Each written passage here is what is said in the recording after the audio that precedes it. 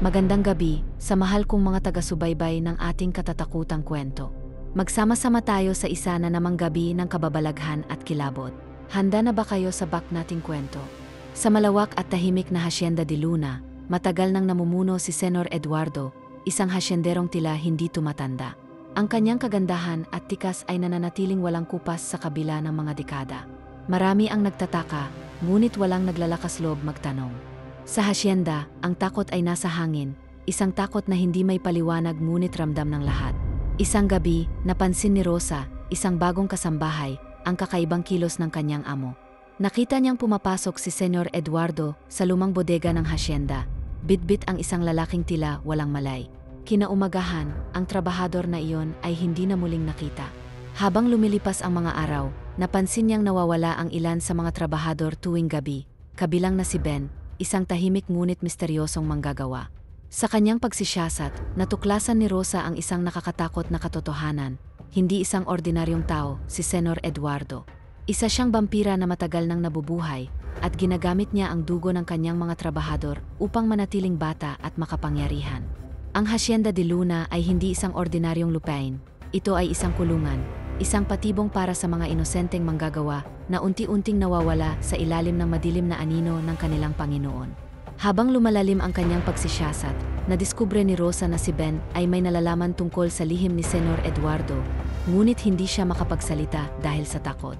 Hanggang isang gabi, nakita niyang may kadena sa mga kamay ni Ben, tila isang biktima ng isang ritual na ginagawa ng hasyendero. Magtatangka si Rosa na tumakas at ilantad ang katotohanan. Ngunit paano niya matatakasan ang isang nilalang na hindi na mamatay? At paano kung si Ben mismo ay hindi na isang ordinaryong tao? Ano ang mangyayari sa Hacienda de Luna? Madidiskubre ba ni Rosa ang buong katotohanan? O siya mismo ang susunod na biktima ng vampirang nagtatago sa hasyenda? Isang kwento ng madilim na kasaysayan, vampira, at mga lihim na maaring magdala ng kapahamakan sa sinumang makakahanap nito. Ang bagong kasambahay. Malamig ang simoy ng hangin nang dumating si Rosa sa Hacienda de Luna. Ang malawak na lupain ay napaliligiran ng matatandang punong kahoy, at ang lumang mansyon sa gitna nito ay isang estrukturang sumasalamin sa kayamanan at kapangyarihan. Ang mga pader nito ay yari sa bato, may malalaking bintanang may kurtinang kulay dugo, at sa itaas ng pintuan ay may nakaukit na sagisag ng isang krus na may ahas sa ilalim. Napalunok si Rosa. Hindi niya alam kung bakit, pero may kung anong kaba ang bumalot sa kanya nang humakbang siya papasok. Rosa, dito ka na magtrabaho bilang kasambahay. Sundin mo lang ang mga utos at huwag kang magiging mausisa, babala ng matandang mayordoma na si Aling Marta habang siya'y inaakay papasok. May mga bagay dito na mas mabuting hindi mo na lang tinatanong. Tumango si Rosa, bagamat sa loob-loob niya ay may bumabagabag sa kanya.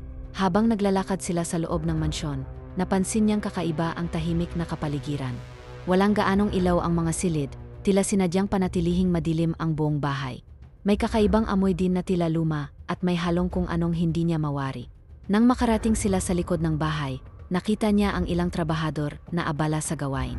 Ngunit isang lalaki ang agad niyang napansin, si Ben, isang matangkad at tahimik na trabahador na nakayuko habang nagbubuhat ng sako ng tubo. Hindi niya alam kung bakit, pero may kung anong lungkot sa mga mata nito nang sandaling nagtama ang kanilang paningin. Rosa, huwag kang masyadong mapalapit diyan kay Ben, bulong ni Aling Marta. Maraming nagsasabing may kakaiba sa kanya. Bakit po? Tanong niya, ngunit mabilis siyang hinila ng matanda papasok ng bahay. Huwag ka nang magtanong. Basta sumunod ka na lang. Habang ipinakikita sa kanya ang kanyang magiging silid, napansin niya ang isang malaking pintuang kahoy na may matitibay na kandado sa dulo ng pasilyo. Para itong isang kulungan. Ano po yung silid na yon? Tanong ni Rosa. Silid ng senyor, sagot ni Aling Marta. At kahit kailan, Rosa, huwag na huwag mong papasukin yan. Kinagabihan, dumating si Senor Eduardo mula sa kanyang paglalakbay sa Maynila. Matangkad siya, maputi ang balat na tila hindi nasisikatan ng araw, at ang kanyang anyo ay kasing tikas ng isang lalaking nasa edad 30. Ngunit ayon kay Aling Marta, matagal nang namumuno si Senor Eduardo sa Hacienda de Luna, mahigit 100 taon na. Hindi siya makapaniwala. Impossible. Sa hapunan, tahimik ang lahat habang kumakain. Nakaupo si Senor Eduardo sa dulo ng mahabang mesa, habang ang ibang kasambahay ay nagsisilbi sa kanya. Nang mapadako ang tingin niya kay Rosa, saglit siyang ngumiti. Ikaw siguro ang bagong kasambahay, wika niya. Malalim ang kanyang tinig, malamig ngunit nakakahalina. Ano ang pangalan mo? Rosa po, senyor, sagot niya habang napayuko. Magandang pangalan. Bagay sa iyo. Sa kanyang boses pa lang, may kung anong kakaibang puwersang pumipigil kay Rosa na tumingin ng diretso sa kanya. Parang hinihigop ang kanyang kaluluwa. Ngunit nang saglit siyang lumingon sa mga trabahador, nakita niya si Ben na nakatingin sa kanya, may babala sa kanyang mga mata. Hindi niya may paliwanag, pero ramdam niyang may gusto itong ipahiwatig. Kinagabihan, habang naglilinis si Rosa sa kusina, bigla niyang narinig ang isang tunog mula sa labas. Mga yabag sa likod ng bahay. Dahan-dahan siyang sumilip sa bintana.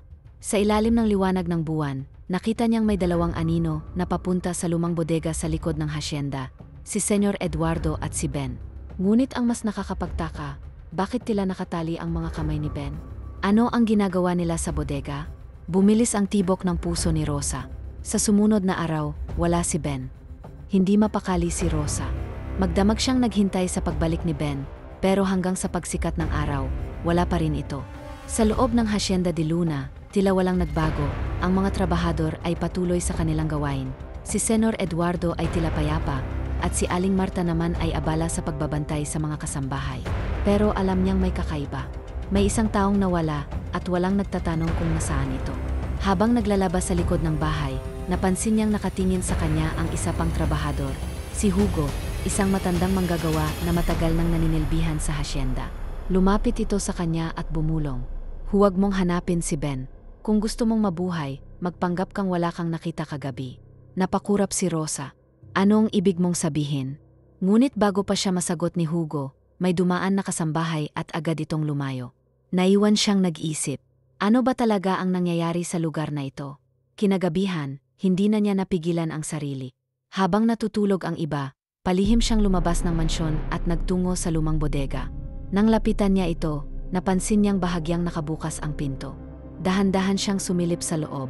Ang una niyang nakita ay mga bakas ng dugo sa sahig. Napasinghap siya. Humakbang pa siya papasok, pilit pinipigilan ang kaba. Madilim sa loob, pero sa tulong ng liwanag ng buwan, nakita niya ang isang bagay na nagpanginig sa kanya. May mga lumang buto at kalansay sa sulok ng bodega, mga butong may mga marka ng kagat. At sa gitna ng madilim na espasyo, isang bagay ang muntik nang mapatili siya, isang kadena, basa ng dugo, na nakakabit sa isang lumang poste. Dito inilagay si Ben kagabi.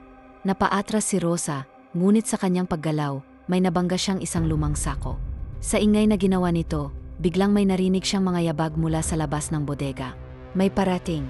Mabilis siyang nagtago sa likod ng isang kahon, pilit na pinipigilan ang kanyang hininga. At nang bumukas ang pinto, nakita niya ang taong kinatatakutan niyang dumating. Si Senyor Eduardo. Ngunit hindi siya nag-iisa. May hawak siyang isang lalaki, isang batang trabahador na mukhang lantang-lanta. Hindi mo na kayang magtrabaho ng maayos, malamig na sabi ni Senyor Eduardo. Kailangan mong magbigay ng kapalit. At sa loob ng ilang segundo, hindi makapaniwala si Rosa sa kanyang nakita. Dumilim ang mga mata ng hasyendero, lumabas ang kanyang matutulis na pangil, at sinunggaban niya ang lig ng kawawang trabahador. Si Senyor Eduardo ay isang vampira. Halos hindi makahinga si Rosa habang pinapanood kung paano uminom ng dugo ang kanyang amo. Tahimik niyang tinakpan ang kanyang bibig, pilit pinipigilan ang sigaw na gustong kumawala sa kanyang lalamunan. Pagkatapos ng ilang minuto, binitiwan ni Senyor Eduardo ang lalaki, wala na itong buhay. Alisin ang bangkay, malamig na utos nito sa hindi nakikitang kausap. Ilabas sa tubuhan. Pagkatapos ay lumingon ito sa kanyang paligid. Para bang may nararamdaman siyang nagmamasid sa kanya. Nagpigil ng hininga si Rosa. Kung mahuhuli siya, siguradong siya naman ang susunod. Matapos ang ilang minutong pananahimik, lumabas si Senyor Eduardo. Ngunit alam ni Rosa na hindi pa siya ligtas. Mabilis siyang lumabas ng bodega at bumalik sa kanyang silid. Nanginginig ang kanyang katawan. Kailangan niyang makaalis sa lugar na ito. Ngunit paano? At nasaan si Ben? Kinabukasan, nagulat si Rosa nang makitang bumalik si Ben. Pero may kakaiba sa kanya. Puti ang kanyang balat, malamig ang kanyang mga mata, at tila wala na siyang emosyon. Hindi na siya ang dating Ben. Nang nagtama ang kanilang mga mata, may malamig na tinig ang bumulong kay Rosa. Umalis ka na rito, habang may pagkakataon ka pa. Ngunit paano siya makakatakas sa Hacienda de Luna, kung mismong kadiliman ang may hawak dito? Madaling araw pa lang, nagising si Rosa sa isang bangungot. Sa kanyang panaginip, nakita niya si Ben, duguan, nakagapos sa bodega, sumisigaw ngunit walang tinig na lumalabas sa kanyang bibig. Nang dumilat siya, narinig niya ang mga yabag sa labas ng kanyang silid. Dahan-dahan siyang bumangon at sumilip sa pinto. Doon niya nakita si Ben. Pero hindi na ito ang dating Ben.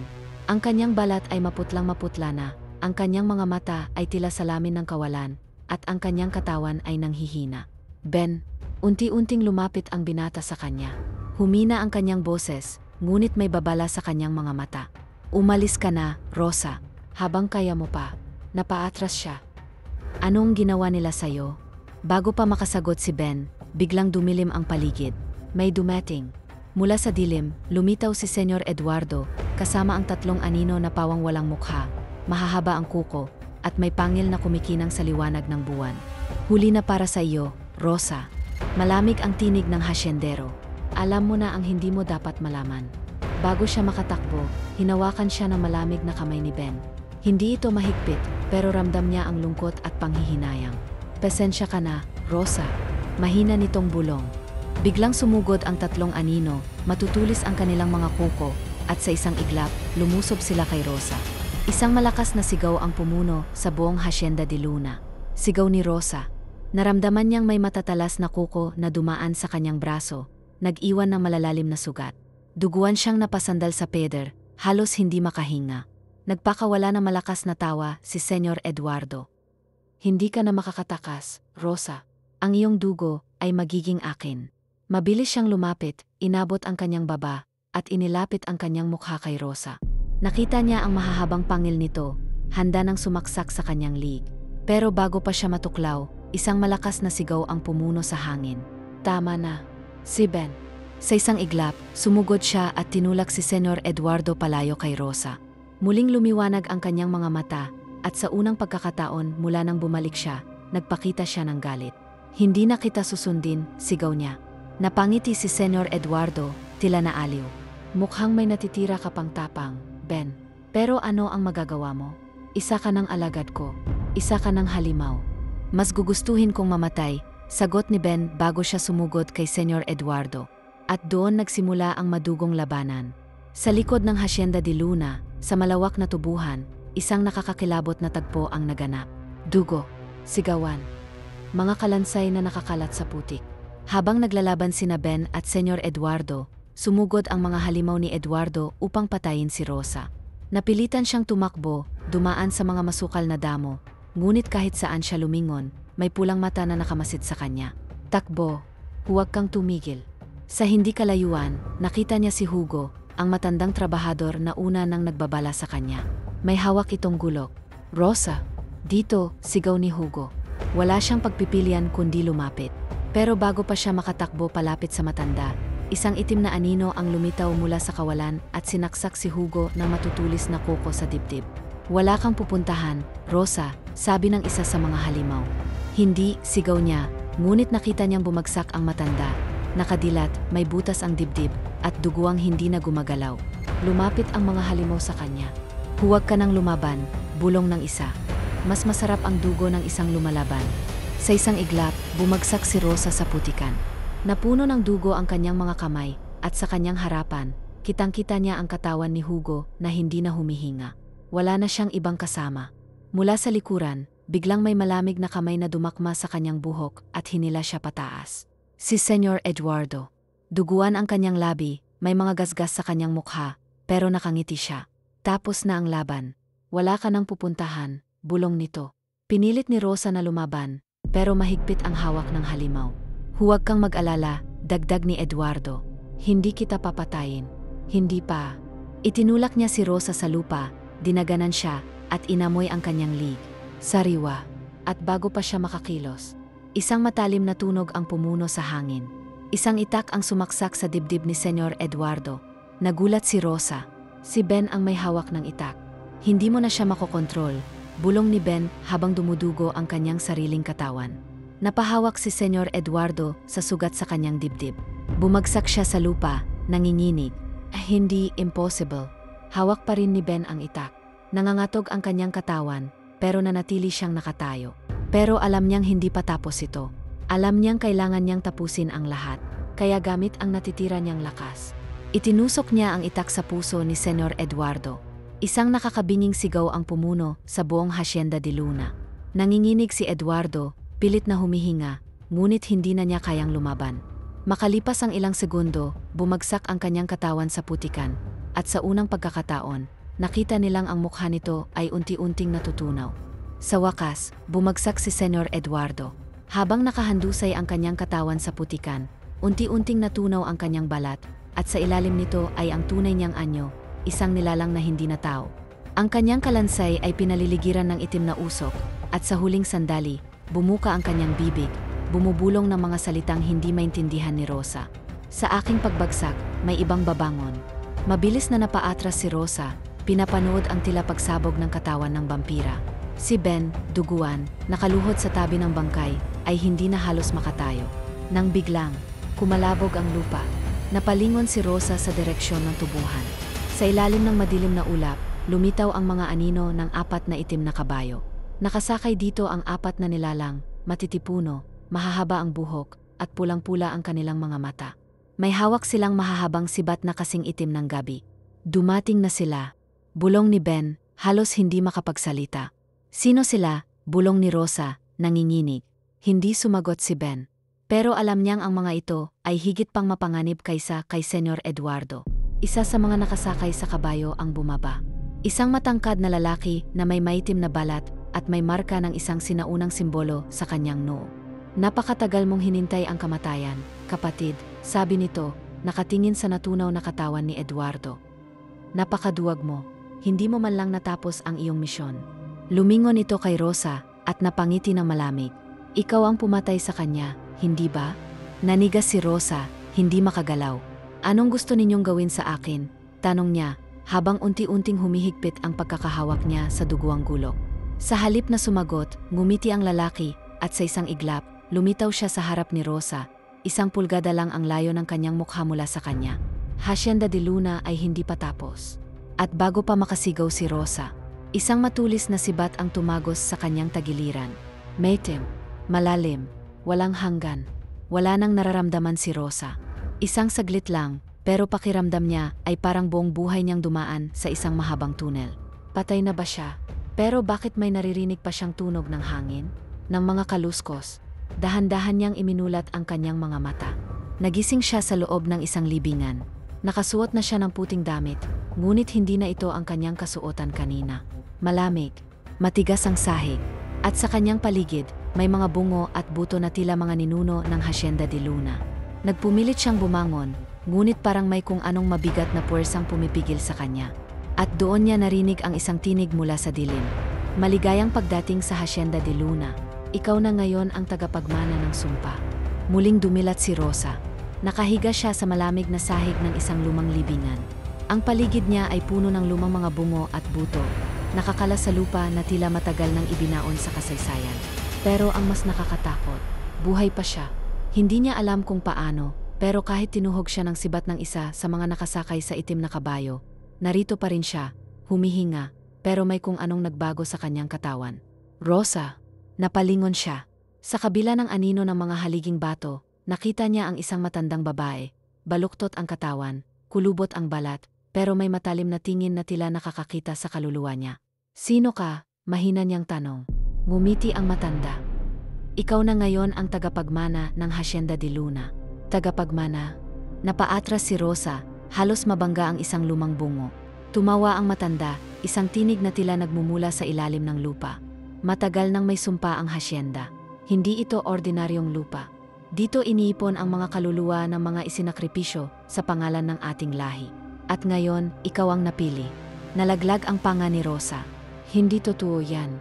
Pero bago pa siya makagalaw, naramdaman niya ang isang matinding kirot sa kanyang dibdib. Isang init na tila nagmumula sa loob ng kanyang katawan. At nang tingnan niya ang kanyang balat, may lumilitaw na mga itim na ugat. Ano to? Sigaw niya. Nagising na ang dugo sa'yo, sagot ng matanda. Ikaw ay hindi na basta tao. Ikaw na ngayon ang susunod na tagapangalaga ng Hacienda de Luna at ng mga nilalang na naninirahan dito. Dahan-dahang tumayo si Rosa, nanginginig ang buong katawan. Hindi ako magiging halimaw. Ngunit bago pa siya makatakbo, biglang bumukas ang pinto ng libingan. Pumasok ang isang itim na anino, kasabay ng malamig na hangin. Umalis ka na sa Hacienda de Luna, habang may panahon ka pa, bulong ng tinig mula sa anino. Si Ben. Pero ang mukha niya ay hindi na tulad ng dati.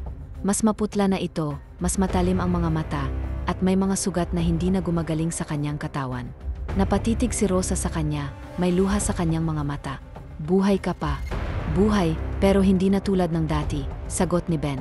At ikaw, Rosa, ikaw na ngayon ang bagong halimaw ng Hacienda de Luna. Lumakas ang hangin sa loob ng libingan. Nanginginig si Rosa habang dahan-dahang lumalapit si Ben sa kanya.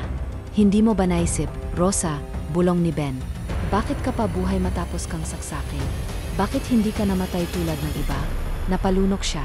Hindi, imposible. Ngumiti si Ben, isang lungkot na ngiti. Ikaw ang anak ng sumpa. Ang dugo ni Eduardo ay dumadaloy sa iyo. At ngayon, ikaw na ang bagong senyora ng Hacienda de Luna. Hindi. Mabilis siyang umatras, pero bago pa siya makalayo, isang malakas na sigaw ang pumuno sa libingan, isang sigaw na hindi mula sa kanya o kay Ben. Ito ay mula sa ilalim ng lupa. At sa isang iglap, bumukas ang sahig ng libingan, at isang napakalaking halimaw ang lumabas mula rito. Isang nilalang na kasing itim ng gabi, may mahahabang kuko, at may napakaraming mata. Nakita ni Rosa kung paano lumabas mula sa bituka ng lupa ang pinakamalaking halimaw na nakita niya sa buong buhay niya. Matataas ang mga sunggay nito, at ang katawan nito ay natatakpan ng libu-libong mata na gumagalaw at bumubulong ng mga salitang hindi niya maintindihan. Ito ba ang tunay na lihim ng Hacienda de Luna? Siya ba ang tunay na halimaw? O ito ang pinagmulan ng lahat ng kasamaan sa lupang ito? Lumapit si Ben kay Rosa at mahigpit na hinawakan ang kanyang braso. Rosa, tumakbo ka na. Hindi mo siya kayang labanan. Ngunit sa loob ng kanyang katawan, ramdam ni Rosa ang isang kakaibang init na hindi niya pa nararamdaman noon. Isang anino ang bumalot sa kanya. At sa kanyang palad, lumitaw ang isang matulis na sibat na tila mula sa dugo ng mga biktima ng Hacienda de Luna. Napanganga si Ben. Hindi. Ikaw ba talaga ang? Pero bago pa siya matapos, nagsimulang umungol ang halimaw sa harap nila. At sa isang iglap, sumugod ito kay Rosa, naglalaway, handang lunukin siya ng buo. Ngunit hindi na siya ang dating mahina at takot na kasambahay. Sa pagkakataong ito, hindi siya umatras. Sa halip, humawak siya ng mahigpit sa sibat at sumugod sa halimaw. Nagtagpo ang sibat at ang katawan ng nilalang, at isang napakalakas na alingawngaw ang pumuno sa buong Hacienda de Luna. Sa pagkakataong ito, ang kasaysayan ay nagbago. Ngunit may isang tanong pa rin na nananatili. Si Rosa ba ang tagapagligtas? O siya na mismo ang bagong halimaw ng Hacienda de Luna? Matapos ang matinding labanan sa halimaw, hindi alam ni Rosa kung siya ba ang nagtagumpay o may mas malalim pang kasaysayan ang Hacienda de Luna na hindi pa niya nalalaman. Humihingal siyang nakatayo sa gitna ng libingan. Hawak pa rin ang duguang sibat na tila isang parte na ng kanyang katawan. Sa harapan niya, ang katawan ng nilalang ay hindi basta-basta naglaho. Unti-unting bumalik ito sa lupa, tila isang sumpang hindi maaring mawala. Nilingon niya si Ben, naduguan ngunit nakangiti. Nagising mo na ang kapangyarihan mo, Rosa, bulong nito. Hindi siya sumagot. Nagising nga ba ang kapangyarihan niya, o may isang mas malaking puwersa na gumising sa kanya? Sa sulok ng libingan, may isang bagay na kumislap. Dahan-dahan siyang lumapit, tinatapakan ang mga bitak sa lupa. Doon niya nakita ang isang lumang libro, ang takip nito ay yari sa itim na balat, at ang mga pahina nito ay hindi papel kundi tila balat ng tao. Nanginginig niyang kinuha ito, at nang buksan niya ang unang pahina, may isang pangalang nakasulat. Senyora Rosa Luna. Nanlaki ang kanyang mga mata. Bakit nandito ang pangalan ko? Rosa Luna. Bulong ni Ben habang pinagmamasdan ang nakasulat sa libro. Napakuyom ang kamao ni Rosa. Ano ang ibig sabihin nito? Bakit nasa libro ang pangalan niya, kung ngayon lang naman siya napadpad sa hasyenda? Mabilis niyang binuksan ang mga sumunod na pahina. Mga lumang sulat, mga ritual, mga pangalan ng mga taong nawala. At sa gitna ng mga pangalan, may isang listahan ng mga senyora ng Hacienda de Luna. Senyora Isabella Luna, ang unang tagapamahala ng hasyenda, nawala sa ilalim ng misteryosong pagkakataon. Senyora Maria Luna, nasunog sa sariling silid. Senyora Catalina Luna, nawalan ng bait at nagpakamatay. Senyora Veronica Luna, pinatay ng sariling mga alipin matapos nilang matuklasan ang kanyang tunay na anyo. Senyora Rosa Luna, hindi natapos ang tala. Nalaglag ang libro mula sa kanyang mga kamay. Siya ay bahagi ng Hacienda de Luna. Hindi, umiling siya. hindi ako kabilang dito. Ngunit sa likod ng kanyang isipan, isang tinig ang bumubulong. Ikaw ang tagapagmana ng Hacienda de Luna, matagal mo nang alam ito. Rosa, anong gagawin natin? Tanong ni Ben, halatang nag-alala. Ngunit hindi siya sumagot. Dahan-dahan niyang tinignan ang kanyang mga palad. Bakit siya nabuhay matapos saksakin? Bakit bigla siyang may kakayahang labanan ang halimaw? At bakit niya nararamdaman na para bang matagal na niyang kilala ang lugar na ito? Napahawak siya sa kanyang ulo nang biglang sumakit ito. Sa isang iglap, bumalik ang mga alaala. Mga kamay na may hawak na dugo, isang matandang babae na humihingi ng kapatawaran, isang batang umiyak sa loob ng isang kulungan, at isang babaeng kamukha niya, pero nakasuot ng lumang bestida. Ikaw ang susunod. Napatigil si Rosa. Hindi. Naramdaman niya ang malamig na hangin sa kanyang likod. May bumubulong sa kanyang tainga. Matagal ka na naming hinihintay, Senyora Rosa Luna.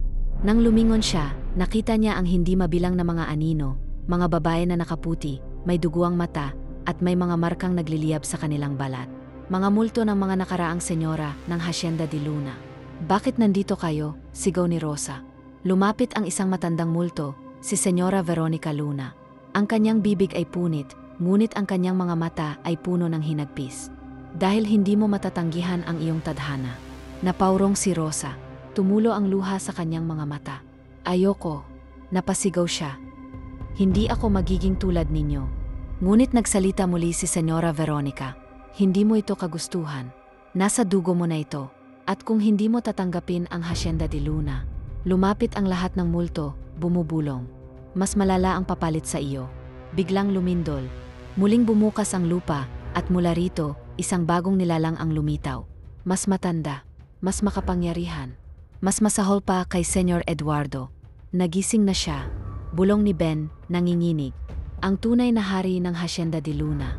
At ang tinig nito ay pumuno sa buong paligid. Senyora Rosa Luna, bumalik ka na sa iyong lugar. Bumukas ang lupa.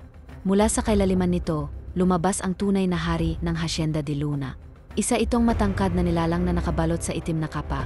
Ang kanyang katawan ay mistulang anino lamang na walang hugis, ngunit ang kanyang mukha, isang bungo na may pulang nagliliyab na mata. Sa bawat hakbang niya, nanginginig ang lupa. Matagal kitang hinintay, Rosa Luna, anito, may boses na parang nagsasalita mula sa hukay ng mga patay. Hindi makapagsalita si Rosa. Hindi niya alam kung paano lalaban sa isang bagay na tila hindi bahagi ng mundong ito. Napahawak siya sa libro, ang Aklat ng Luna, ang librong naglalaman ng kasaysayan ng Hacienda de Luna. Dahan-dahan niyang binuksan ito, hinahanap ang kahit anong sagot. At doon niya natagpuan ang isang lumang sulat. Sa lahat ng magiging tagapagmana ng Hacienda de Luna. Noong unang panahon, bago pa dumating ang mga Kastila sa bayang ito, may isang lalaking kinatatakutan sa buong Negros. Siya si Katalunan, ang makapangyarihang pinuno ng isang tribo na hindi namamatay. Siya ang tunay na hari ng Hacienda de Luna, ang unang may-ari ng lupang ito. Ngunit hindi siya isang ordinaryong tao. Siya ay isang nilalang na nabubuhay sa dugo ng mga nasasakupan niya. Noong panahon ng pananakop, dumating ang mga unang Luna, isang pamilyang Espanyol na nais agawin ang kanyang lupain. Ngunit hindi nila alam ang kanilang tinatangka. Isinumpa sila ni Katalunan at sa bawat bagong henerasyon ng kanilang pamilya, isa sa kanila ang magmamana ng sumpa at magiging bagong tagapangalaga ng Hacienda de Luna. Siya ang unang halimaw, ang unang vampira, ang anino na hindi kailanman nawala. Nanlaki ang mata ni Rosa.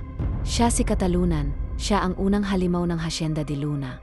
Nanginginig si Rosa habang pinagmamasdan ang naglalakad na bangkay ni Katalunan. Kung siya ang unang halimaw, bulong niya, ibig sabihin ako, ang tagapagmana ng kanyang sumpa. Tama, sagot ni Ben, mahina ang boses. Ikaw ang huling Luna.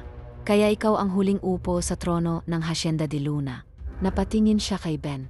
Ano ang ibig mong sabihin? Matalim ang tingin ni Ben. Hindi mo ba naisip kung bakit nandito pa rin ako? Hindi lang ako basta trabahador. Ako ang huling tagapagtanggol ng Hacienda de Luna. Nagbago ang kanyang anyo, ang kanyang balat ay naging mas puti, ang kanyang mga mata ay naging itim na walang puti. Isa na siyang ganap na nilalang ng kadiliman. Si Eduardo, siya lang ang bantay, bulong ni Ben. Ako ang tunay na alagad ng sumpa. Sa gitna ng Hacienda de Luna, hinarap ni Rosa ang kanyang kapalaran. Sa harapan niya si Katalunan, ang unang halimaw, at sa kanyang tabi ay si Ben, ang kanyang kaibigan, na ngayon ay isang halimaw rin. Ikaw ba ay tatanggapin ang iyong trono? Tanong ni Katalunan. O ipapasa mo ito sa iba? Napatingin siya kay Ben. Napatingin siya sa kanyang sariling mga kamay na may bakas na rin ng sumpa. At alam niya na wala ng ibang paraan. Hawak ni Rosa ang aklat ng Luna, nanginginig ang mga daliri habang binabasa ang huling mga linya nito. Sa harapan niya, si Katalunan, ang unang halimaw, ay nakatayo, malamig, makapangyarihan, at walang takot. Sa kanyang tabi, si Ben, ang dating kaibigan na ngayon ay isang anino ng kanyang sarili, naghihintay sa magiging desisyon niya. May dalawang pagpipilian. Tatanggapin niya ang kanyang kapalaran bilang bagong senyora ng Hacienda de Luna. Isasakripisyo niya si Ben upang matapos ang sumpa. Ngunit, may isa pang posibilidad. May isang huling lihim na hindi nakasulat sa libro. At alam niyang kung may paraan upang sirain ang Hacienda de Luna, matatagpuan niya ito sa pinakailalim ng lugar na ito, sa tunay na puso ng kadiliman. Napahawak si Rosa sa aklat ng Luna at muling tinitigan si Katalunan.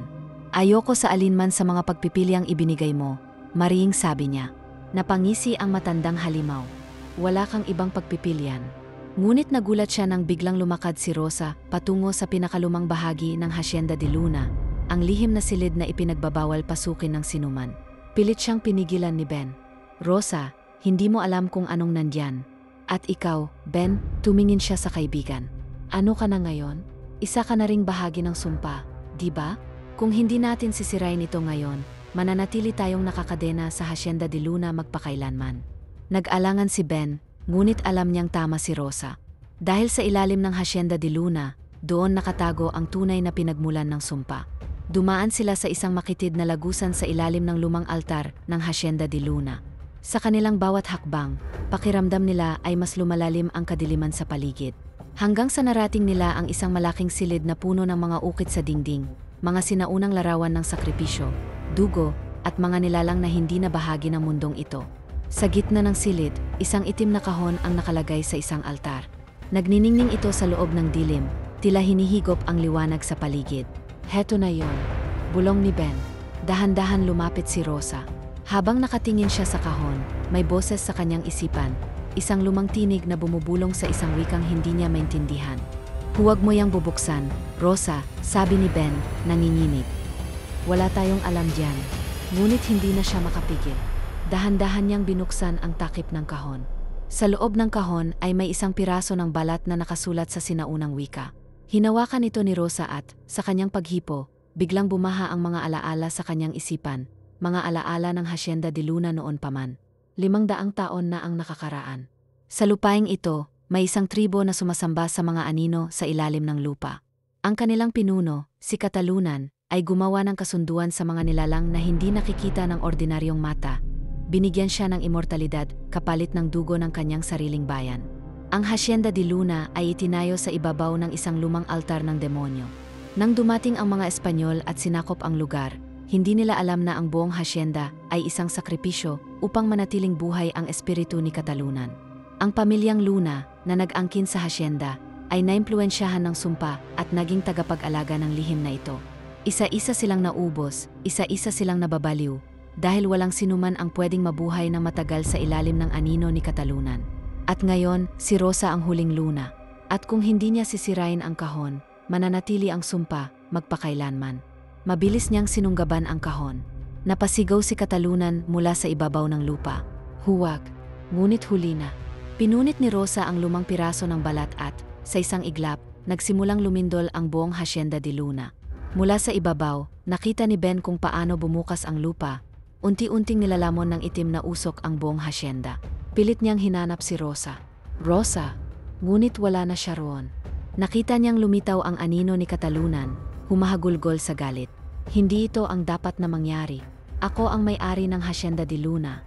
Ngunit habang siya'y nagsisigaw, unti-unti siyang hinihigop ng itim na usok, hanggang sa wala nang natira.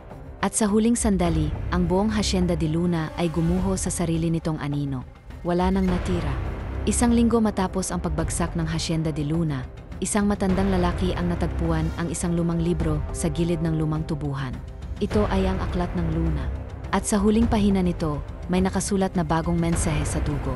Ang hacienda ay bumagsak, pero ang sumpa ay buhay pa rin. Ipagpatuloy. Please like, share and subscribe on my YouTube channel. Salamat sa pakikinig at panunood sa mga kwentong katatakutan. Hanggang sa muli.